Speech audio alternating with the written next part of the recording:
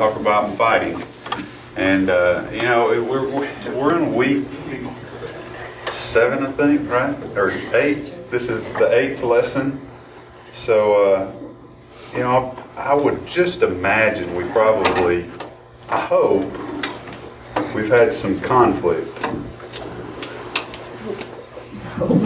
Thanks. I really do. I really do. I hope that we've had some conflict about everything that we've talked about. And I'm going to explain to you why, but I really do hope that. Let me ask you 2 questions. Is fighting in a marriage bad? No. Right? I would say it depends on the kind of fighting. Okay, Full well, contact. Not This fighting is contact fighting. all right. So, is fighting in a marriage good?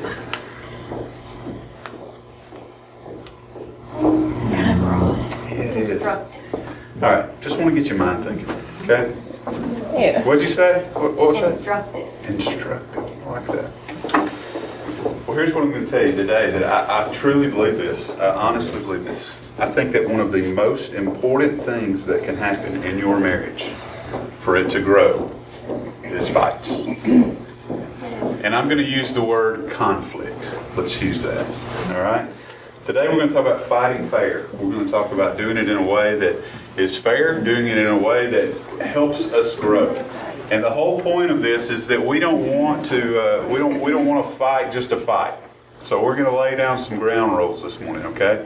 We'll lay down some ground rules. This is not a street fight. This is going to be things that we go into with a mindset of we know what we're doing and we know where we're going and we know why, okay? A little bit of review. We do this every week. We got to do this every week. Week 1, what was it? You guys should be able to do this now, right? Priorities. Priorities, thank you. What's number 1 priority? God. Number 2? Spouse. That's it. Number 1 and number 2. That's what we talked about. Week 2, we talked about building foundations. We talked about transparency in our marriages. We talked about divine marriages. Week 3, we talked about avoiding snares. What are those snares? For a lady, it's greener pastures, deception. For a man, it's passivity. Week 4, we talked about managing expectations. We talked about moving those expectations or moving those desires into expectations leaves no room for what? Unconditional love. Get that with me. That's where we want to go with it. Unconditional love is what we take out of our marriage when we move all of those desires into expectations. Week 5, we talked about the great submission.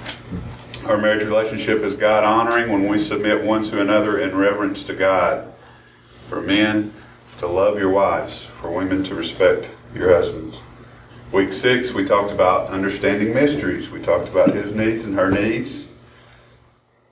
His needs being respect and sex. Her needs being security, companionship, significance, and affection.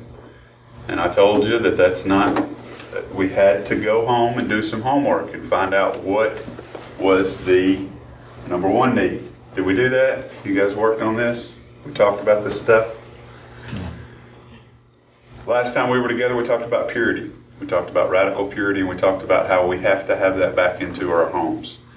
We have to allow God to conform us into what He wants us to be and to take out the junk that the world is throwing in our face, take out the junk that the world is showing us that we need to be and that we need to be like, and that we need to let God completely purify our lives, to let Him be honored in our marriages. All right, everybody good? Let me ask you this before we even go on. We've got several more weeks of this. I have several more weeks of this prepared, or in the stages of being prepared. Are we getting stuff out of this? Do we want to keep going with this? Okay. I just want to make sure. I want to make sure that we're not, I don't think we're recovering anything. I think we're covering new stuff every week. I just want to make sure that that you're with me and you're getting stuff out of this, because it's a lot of stuff. I mean, this is not just, hey, let's work 6 weeks on one thing. This is a lot of stuff. And if we're not going home, we're not taking this and figuring out how it applies specifically to my life and to my marriage, then you're not going to get out of it what God means for us to get out of it. I mean, understand that. This is not a 30-minute time, 45-minute time that we spend in here, and this is everything you need, and okay, you can go out of here and you're good. You're not going to get it. It has to go home. It has to be put specifically in the marriage that you have, because we're not all the same. All right, so fighting is a good thing, right? And I want to give you an example. So we're going to talk about today. Anything that we want to change, anything that we want to see become something new has to have conflict. I want you to think about this, and I was going to bring this, but it'd be kind of messy, and I don't want to deal with it this morning. But think about when you want to make a biscuit. Okay, and I don't mean like pop it out of the can and throw it in the oven. I mean like a real biscuit. You know, real. All right, you need a couple ingredients. Let's just take two, for instance. Let's take flour and let's take milk. All right, if I give you flour and I give you milk, you don't have a biscuit, right? You've got flour and you have milk.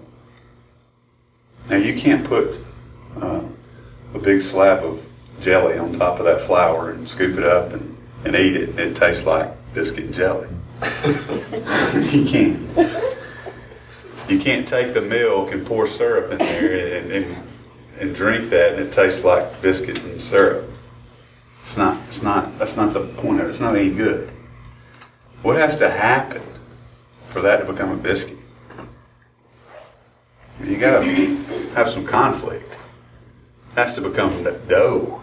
And for it to become dough, it needs to be kneaded. It needs to be worked. It needs to be meshed together and put into something new. And so we take those ingredients and we mesh them together and we work them and we turn them into something that we want. And then we even put them in the oven and put some heat to it before it really becomes what we want it to be. And that's what I want us to talk about this morning is when we're looking at our marriages, we're looking at two different ingredients. We're looking at two different people coming together.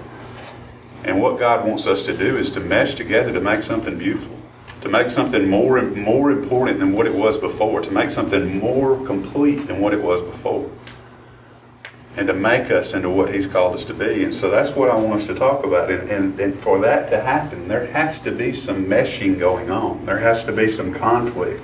There has to be one rubbing off on the other rubbing off on that one, so that we can turn into what God really wants us to be. So flip over with me. We're going to read a passage today. And you might not understand how all this comes together, but it will, I promise. Ephesians chapter 4. Part of this is really familiar when we're talking about conflict, and part of it might not be, but I want us to get the whole context of what Paul's talking about here. So go to Ephesians chapter 4. Then we're going to start in verse 17.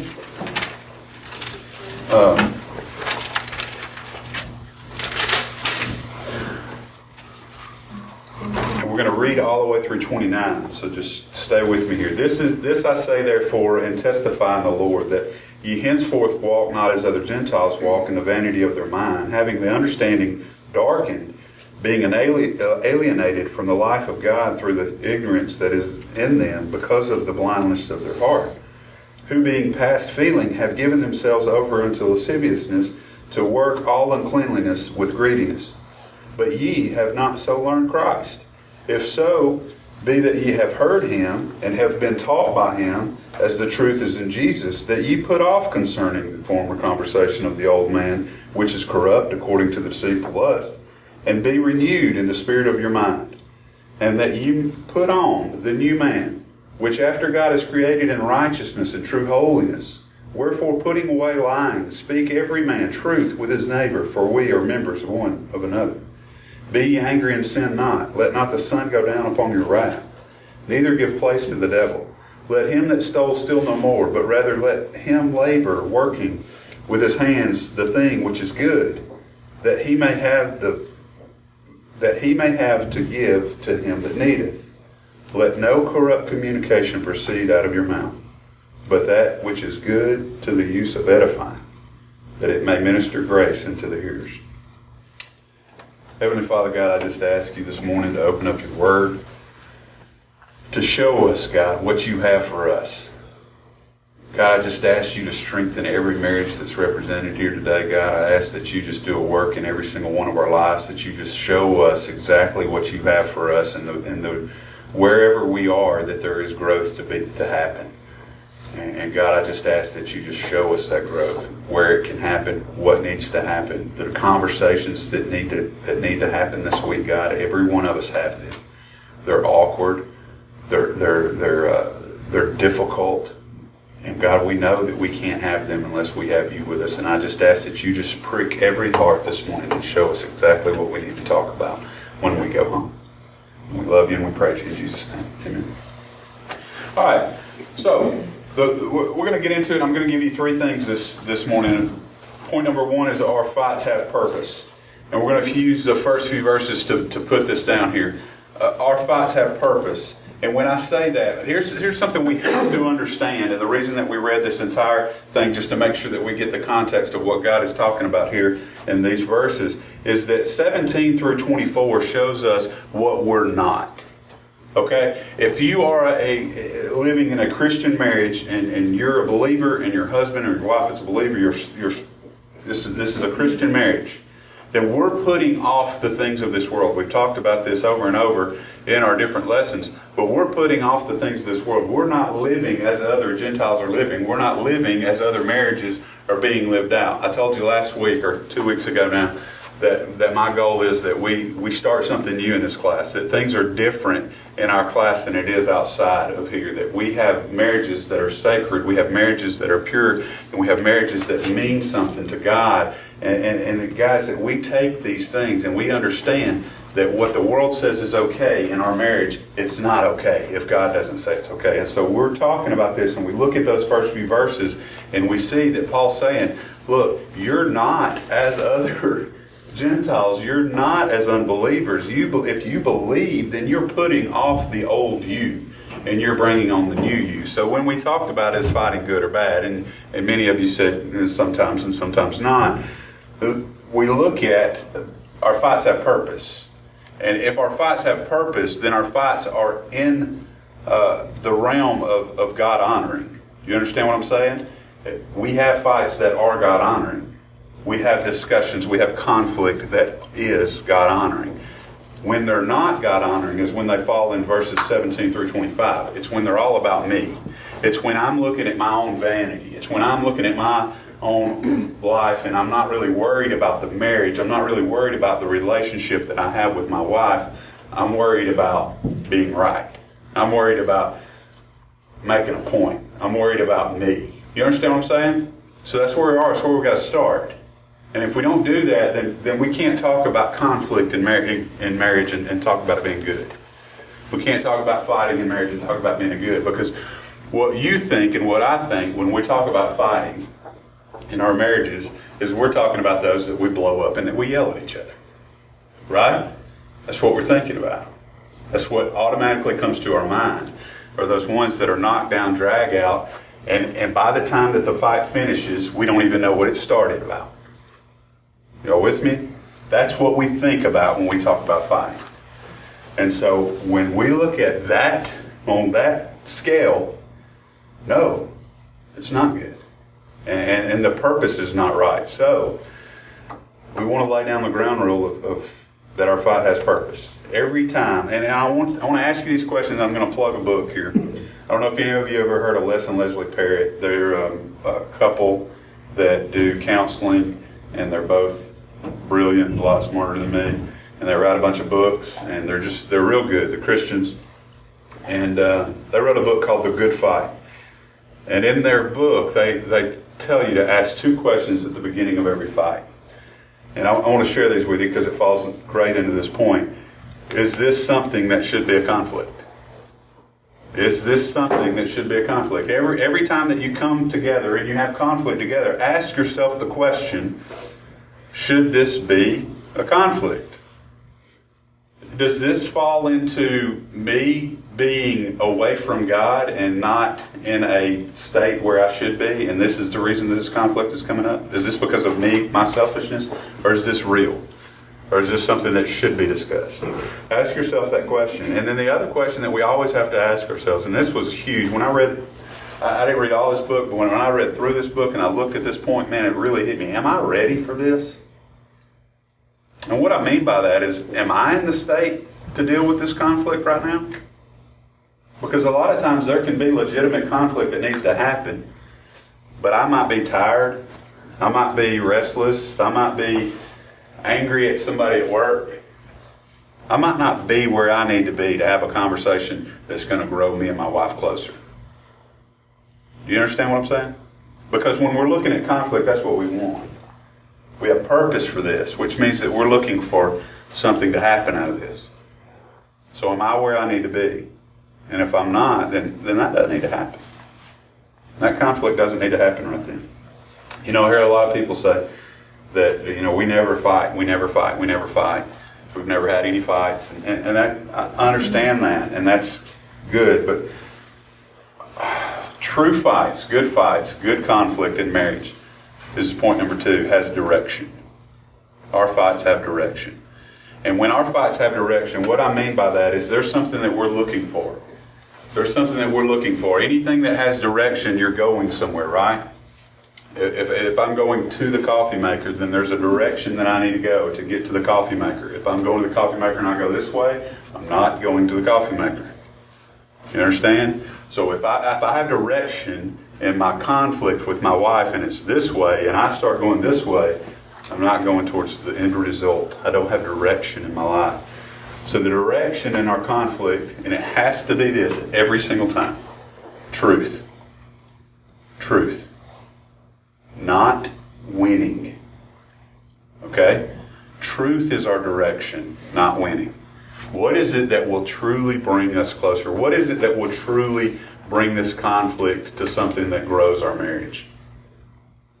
That's what we want. That's the truth that we want. And here's where I want to spend a little bit of time this morning. And this is a really, really important that we have to go over. And it's kind of the dynamics of every fight. And I just want us to be aware of this, because a lot of us this happens, and you might know all this, and that's great if you do. But if you don't, if you know, then you know how important it is that you know this. So that if you don't know this, this is really important. Listen. Every fight has these dynamics. The first thing that's going to happen in every single fight is there's going to be feelings hurt and there's going to be anger. Okay? Understand that. Every fight might not happen on your part, but it's one of the parties is going to be hurt, and at least one of the parties is going to be angry. Every conflict starts off that way. That's the way it begins. All right? So now, we have a choice to make. This choice is made in every single fight that ever happens between married couples. You either stay and you face it, or you flee. And when I say flee, I don't mean you grab your bags and you go to mama's house. I mean you clam up and I'm hurt, I don't want to deal with this. And you walk away. A lot of times we think that sounds like the best thing to do. But I want to tell you that it's never the best thing to do. When we flee that, facing that conflict, and we flee from that, we start something that will destroy our marriages if we let it. It can destroy our marriages. When we flee, it leads to isolation. Our isolation leads to distance. It leads to loneliness. It leads to looking for something somewhere else that I don't have. And distance leads to divorce. It leads to affairs. It leads to adultery. It leads to having a relationship with somebody else that is closer, that is more intimate than the one that you have at home. It leads to a place that you're sharing feelings with somebody else that you can't share with your spouse. Okay? That's what fleeing from the conflict leads to. Might not happen. I'm not saying you leave that conversation and that's where you go. I'm saying that if you become a creature of habit to where every time conflict arises in your marriage that you decide that you're going to clam up and flee from that conflict, then what's going to happen over time is you're going to be completely distant from that person, and you're going to put a wall up to the point that anytime that conflict comes, boom, I'm over here. I'm inside my wall. I'm not dealing with it. I don't want to go there. You're going to hurt my feelings. And then eventually, you're going to go and you're going to have a conversation with somebody else that talks about all of that stuff, and you're going to bring up something that you don't have. You're going to bring up a part inside of you that you don't have with your husband or wife. Y'all get me? Y'all understand what I'm saying? It's really, really, really important. It happens in this opportunity is in every single fight you have. And now you're sitting there and it's rolling through your head and you're thinking of all the times that you've chosen to do that. And we all have. Or you're thinking of the times when I stayed and I fought. We all do that. But the point is, you can see it.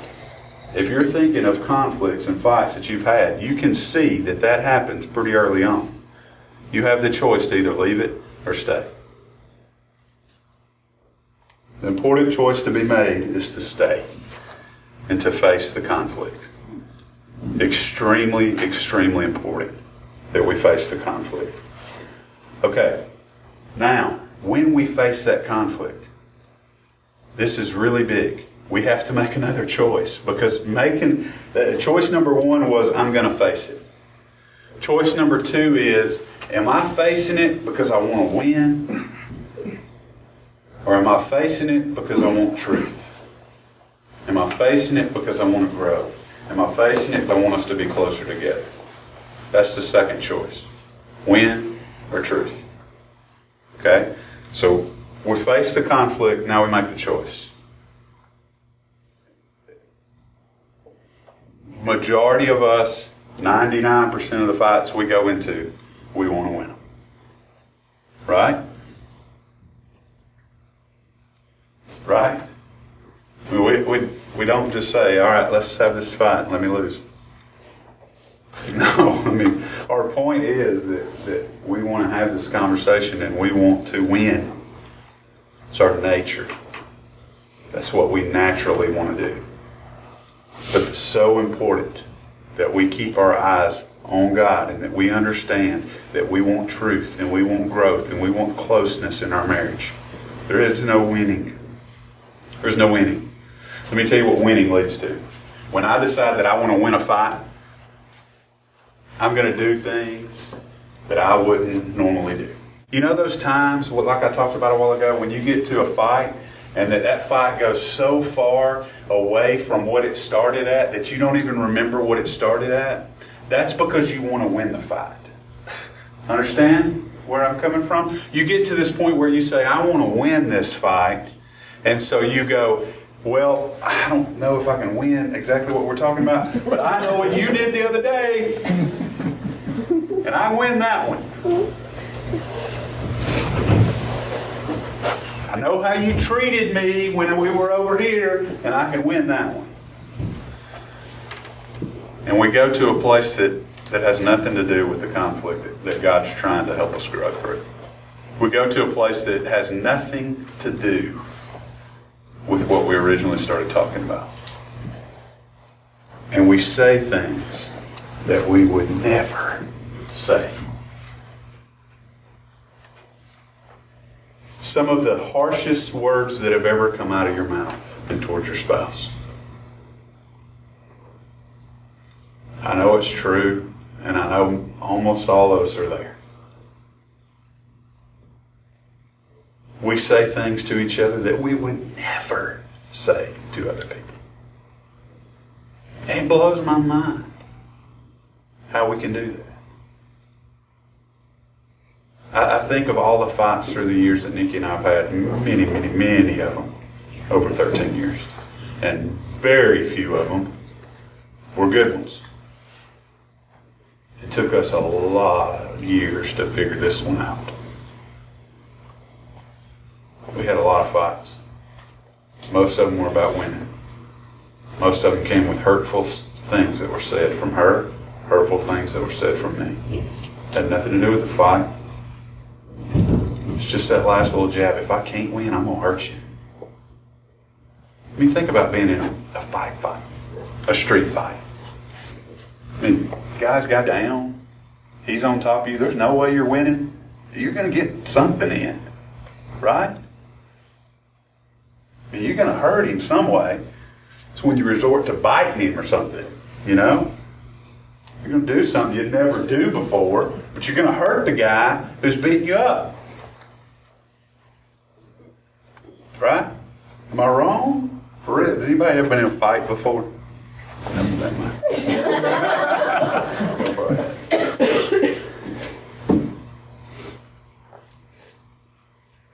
We try to get something in, and we wind up saying things that we can't take back. We wind up saying things that hurt for a long, long, long time. And it's because we want to win. It's not because we want truth. It's not because we want growth. It's not because we want closeness. It's because we want to win.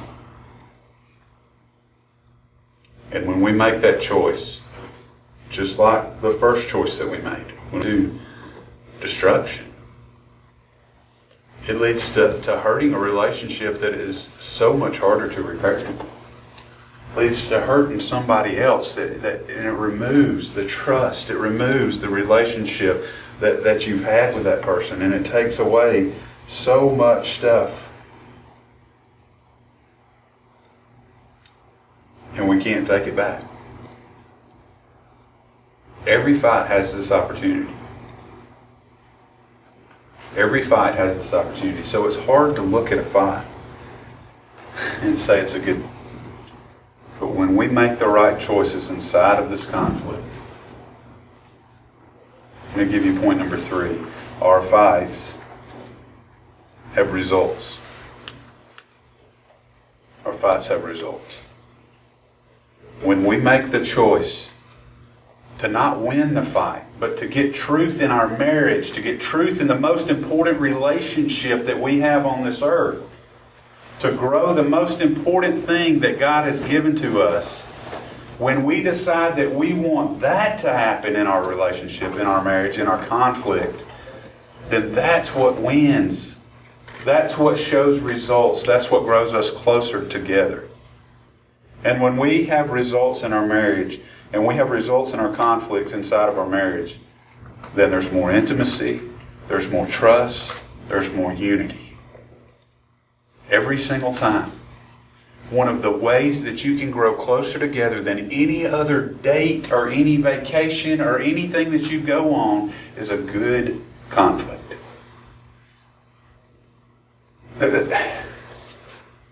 Think about that.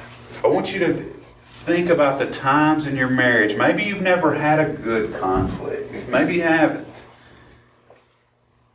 But if you have, think about the closeness that brings. Think about when you got to the end of that conflict and that you came to the truth that God was trying to show you inside of your marriage. Think about the closeness that you felt with one another. At the end of a fight, you should never feel anger. You should never feel bitterness. You should never feel any of these things that we normally feel. You should feel an extreme closeness to each other. Because you just came through something that you couldn't beat on your own. Here's the thing. When we talk about these conflicts and we talk about the things right here that we're looking at, there's a lot of stuff inside of your mind right now that you need to have a conflict about. There's a lot of things inside of your marriage that you know you need to have a conflict about because you're not on the same page. But it's awkward. It's uncomfortable. Right? It's not easy to do.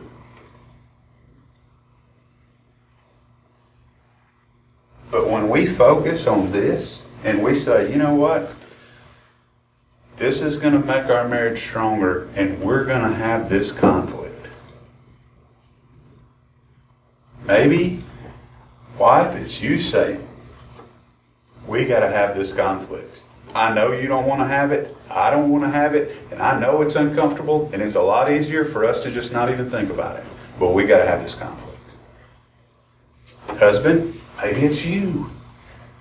That it's something that God's putting inside of you that says, we got to have this conflict. We have to face this. Either way, step up. Bring it to the table. Okay? Say up front, we're doing this for a reason. I'm going to the coffee maker.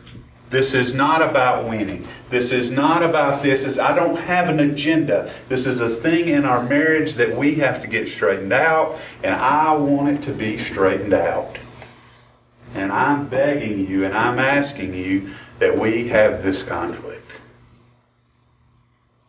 Not because I want to win, not because I want to be right, because I want our marriage to be stronger. The most important thing that you can do inside of your marriage to grow it. Think about it this way. I'll leave this with you. Think about the times in your life that God has wanted you to grow in your relationship with Him. Was that easy? Did God just show up to your door one day and say, hey, I want you to, it's time to grow up a little bit. Let's start doing this. All right. Okay. That's good. Let's go. Maybe that's happened in your life. Never in mine. Never in my relationship with God. Has He ever brought anything to me that was going to grow me as a Christian and I said, cool, let's do it. It's conflict. Every time it's conflict. Every time it's God saying, look, Seth, you got to get this right. We have to work on this. You have to give this to me. You have to let me take this from you.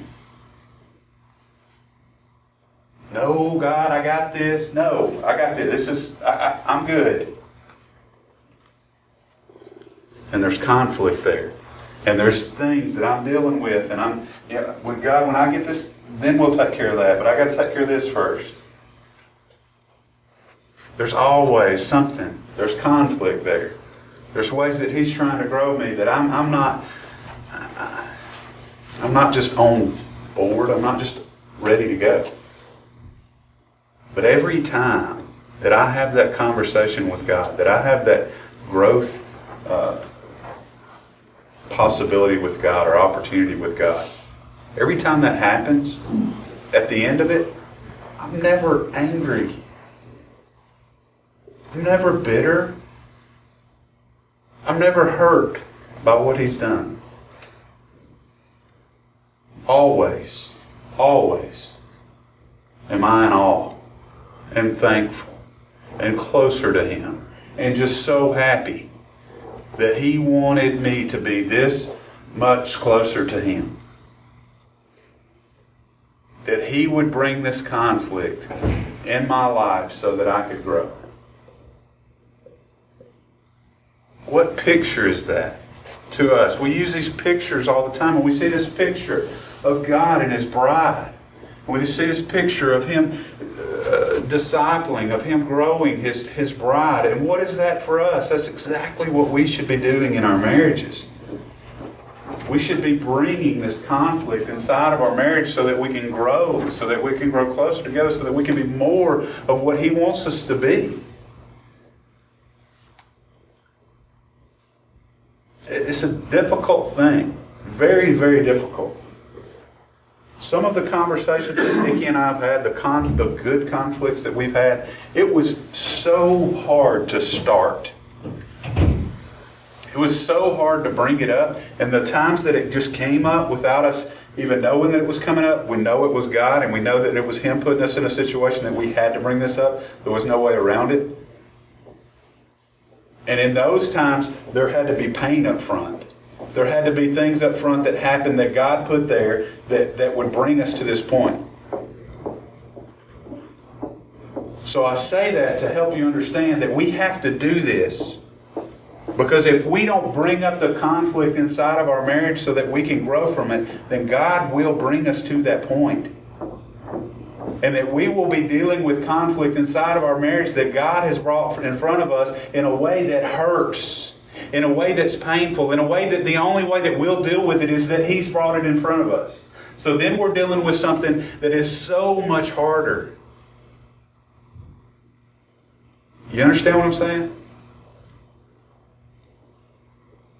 We see things happen in people's lives and we ask, why did God let that happen? We see things happen, disease, sickness, death, things that are happening all the time. Sin, the things that are going on. And we see that come and there's people hurt and there's people that are struggling and that are dying from stuff. And we ask, why is God letting that happen? Well, maybe there's a conflict there that they're not dealing with. Maybe there's a conflict that we're putting on the back burner and we refuse to deal with until God shakes us to the point that we have to deal with it. Every day that happens. Every day that happens. Do you think, I'm just going to get specific and I'm just going to be like completely open here. Do you think that when you see a man and his wife deal with him being addicted to pornography, do you think that didn't come up a long time ago? Do you think that there weren't signs that they knew that they needed to deal with that conflict a long time ago? There was. But when they chose not to deal with that conflict, then God allowed it to be something that hurt. God allowed it to be something that had to be dealt with. There's a lot of other things. But I just want to get specific just to show you what we're dealing with here. To show you the kind of stuff that the hurt comes for the only reason that it comes and the only reason that God brings it to that point is because of our stubbornness. And because of our refusal to have a good fight in our marriage. Because it's awkward. Yeah, it's awkward now. Wait till later. When it's not just awkward for you and her, it's awkward for you and her and your mom and her dad and your brothers and your sisters and all your friends, everybody you know. It's a lot harder to restore that marriage. It's a lot harder to deal with what's going on. Not everything's that big. I'm using one extreme scale. There's a lot of things inside of there that we need to deal with.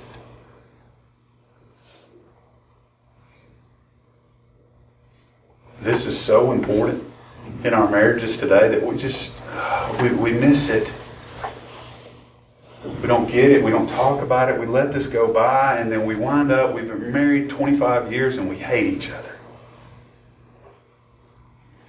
Because one, I don't know you because I flee every single time that we have a conversation and then we have a fight and I don't want to deal with it. Or two, all you want to do is win. And you just hurt me over and over and over and over and over and over.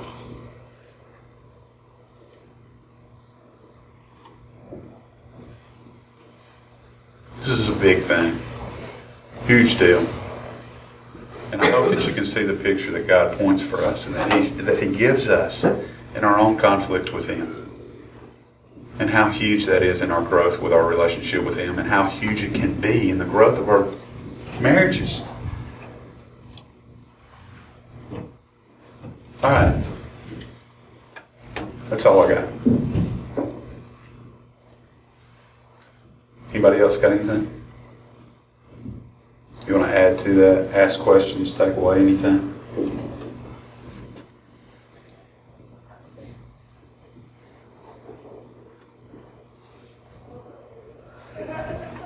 It's a lot to chew on. I hope you chew on it all week. You do have homework. Guess what it is? Fight.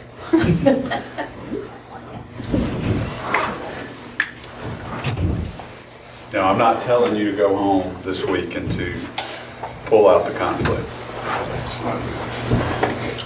But if you're ready for it, then yeah, it's time to get some things straight.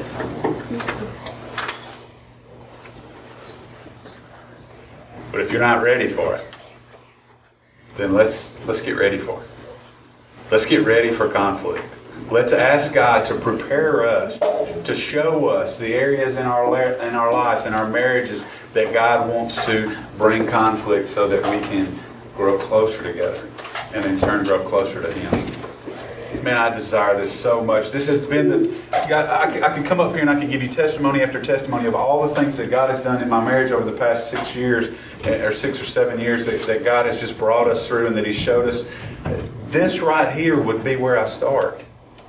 Because everything that God has brought us from, everything that He's pulled us closer to, there's been a conflict about it. Everything that we've grown from, there is no growth in our marriage without this.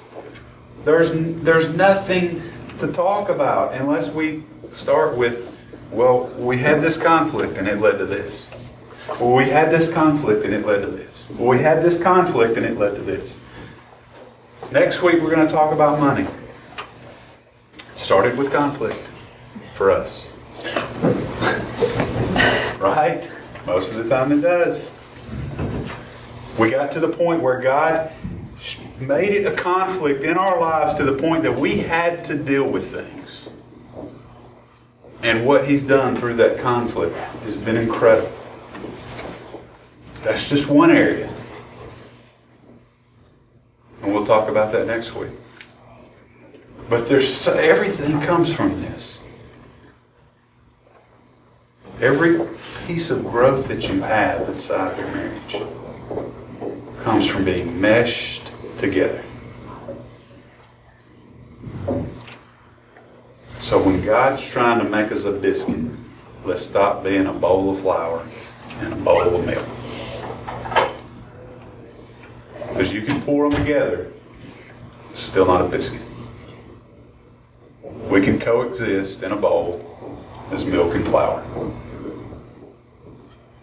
But until there's some kneading, some working, some conflict, we don't become what God wants us to be. Dear Lord God, I just thank You for this day, Lord. I thank You for the many blessings that You've given us as a group. God, I just ask that You today bless every marriage in here, God. Just show us the areas that we need to grow. Show us the things that's happening inside of our marriage that are showing us that